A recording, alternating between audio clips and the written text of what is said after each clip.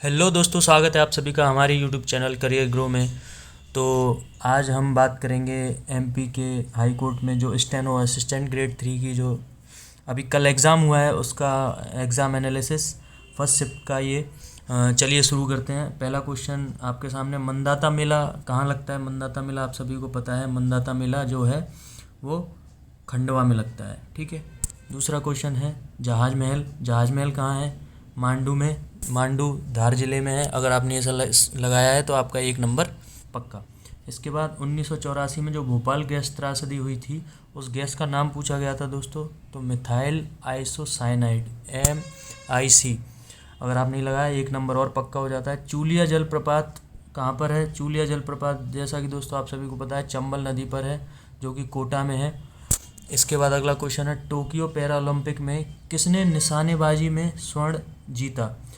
जो para Olympic है दोस्तों, ओलंपिक में तो हमें पता है कि भाला फेंक में नीरज चोपड़ा ने स्वर्ण पदक जीता, लेकिन पैरा ओलंपिक में अवनी लेखरा ने गोल्ड जीता है। इन्होंने पहली बार पहला पैरा ओलंपिक में निशानेबाजी में किसी महिला ने स्वर्ण जीता, जो कि अवनी लेखरा है। इसके बाद प्रारूप समिति के अध्यक्ष दोस्तों काफ़ी सिंपल है, डॉक्टर अंबेडकर। इसके बाद भारतीय संविधान प्रवर्तन तिथि, प्रवर्तन मतलब कब से लागू हुआ, तो लागू हमको पता है 26 जनवरी 1950 से संविधान लागू हुआ।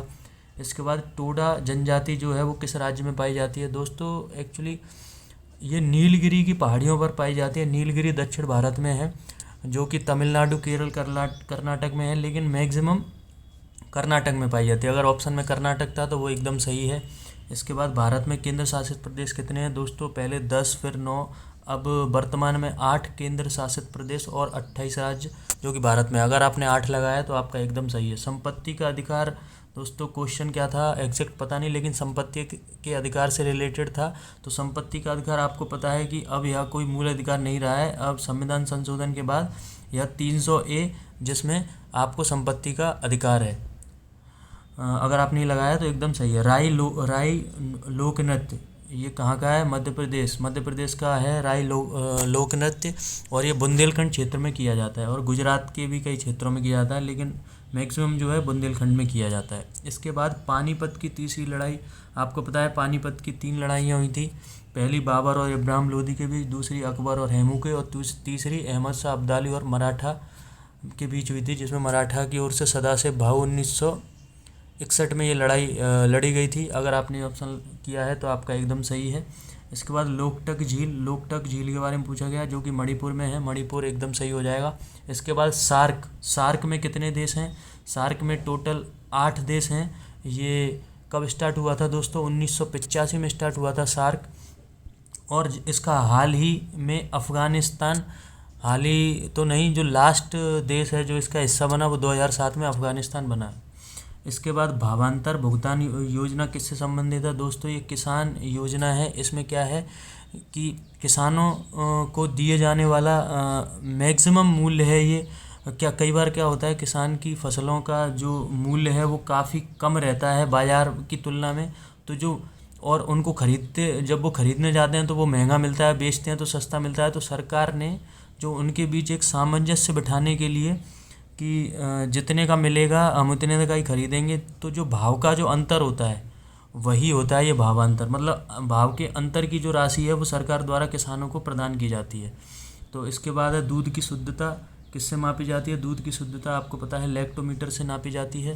तपेदिक रोग किस अंग को प्रभावित करता है? आपको पता है तपेदिक यानी TB, क्षय रोग जो है वो फेफड़ों पर प्रभाव डालता है। पंचायती राज किस भाग में है? पंचायती राज जो है वो संविधान के भाग 9 में है। अगर आपने भाग 9 लगाया है तो एकदम सही है।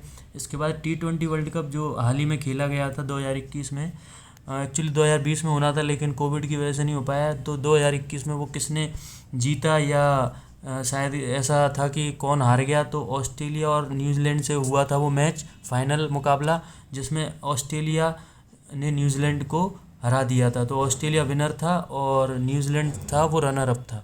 इसके बाद असगर भाई, अमृता शेरगिल और अलाउद्दीन खान का संगीत कौन सा है दोस्तों? ये काफ़ी इंस्ट्रूमेंट भी बजाते थे, लेकिन इनका जो संगीत है वो ध्रुपद गायन था। इसके अलावा ये शास्त्रीय संगीत वगैरह भी गाते थे, लेकिन ये तीनों की बात करें तो ये ध्रुपद से संबंधित है। अगर आपने ध्रुपद लगाया तो आपका एकदम सही है। नाबार्ड का संबंध किससे है दोस्तों? नाबार्ड एक बैंक है जो कि किसान और जो गांव हैं उनके लिए सहायता प्रदान करती है। तो नाबार्ड का संबंध एग्रीकल्चर और रूरल डेवलपमेंट से है। इसके बाद राज्यसभा का पदेन अध्यक्ष आपको सभी को पता है उपराष्ट्रपति होता है, एम वेंकैया नायडू हैं इस वक्त। इसके बाद सबसे चमकीला ग्रह कौन सा है? शुक्र ग्रह सबसे चमकीला ग्रह है। इसके बाद भारत में धन निकासी का सिद्धांत जो था वो दादा भाई नौरोजी ने दिया था। इनके मुताबिक धन निकासी उस तरह की प्रणाली थी जिसमें भारत का जो धन था वो इंग्लैंड के लिए जाता था, लेकिन उससे भारत को कोई फ़ायदा नहीं होता था। उसके बदले भारत को इंग्लैंड कुछ नहीं देता था, बस जो भारत का जो धन है, भारत की जो सुविधाएं हैं वो इंग्लैंड में जाती थी। तो दादा भाई नौरोजी ने अपनी किताब में धन निकासी सिद्धांत का वर्णन किया है। इसके बाद 1909 में कौन सा एक्ट था या वो एक्ट किससे संबंधित है? तो मार्लो मिंटो सुधार, इसको भारत परिषद अधिनियम भी बोला जाता है, 1909 में आया था। इसके बाद येन कहाँ की मुद्रा है दोस्तों? येन जापान की मुद्रा है। अगर आपने जापान लगाया है तो आपका एकदम सही है। इसके बाद एमपी का राजकीय पक्षी आया था, तो दूधराज शाही बुलबुल जो है वो एमपी का राजकीय पक्षी है। धन्यवाद। आपके क्वेश्चन सारे पूरे होते हैं। अगर आपको वीडियो अच्छी लगी हो तो चैनल को सब्सक्राइब करें, वीडियो को लाइक करें। इसके बाद हम इंग्लिश और मैथ के पेपर का एनालाइज करेंगे। धन्यवाद।